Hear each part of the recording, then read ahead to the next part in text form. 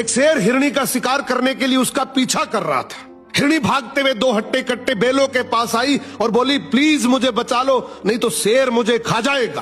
काला बेल और सफेद बेल बोला, तुम चिंता मत करो, हम शेर को देख लेंगे। जैसे ही शेर वहां पहुंचा उसने कहा, ये मेरा शिकार है, तुम दोनों यहां से हट जाओ। काला बेल बोला, ये हमारी दोस्त है, इसलिए हम तुम्हें इसे कभी नहीं खाने देंगे। शेर बोला, तुम गलत कर रहे हो। सफेद बेल बोला, तुम जो करना चाहते हो करो, लेकिन ये हिरणी अब हमारी सुरक्षा में है। शेर बेबस होकर वहां से चला गया और सोचने लगा, इन बेलों को अलग कैसे किया जाए। तभी शेर ने लोमड़ी को बुलाया और कहा, कैसे भी करके इन दोनों बेलों को आपस में लड़वा दो।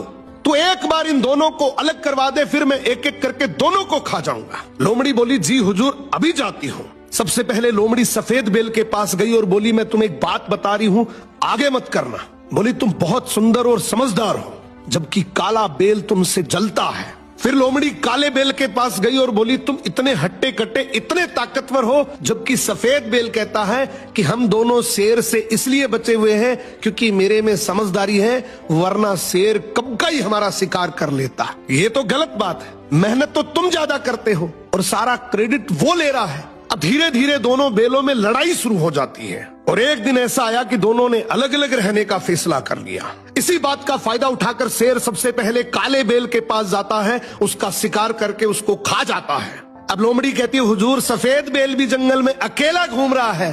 शेर तुरंत उसकी तरफ दौड़ता है और उसे भी अपना शिकार बना लेता है। इसीलिए कहते हैं, भाई भाई जब तक साथ हैं कोई कुछ नहीं बिगाड़ सकता।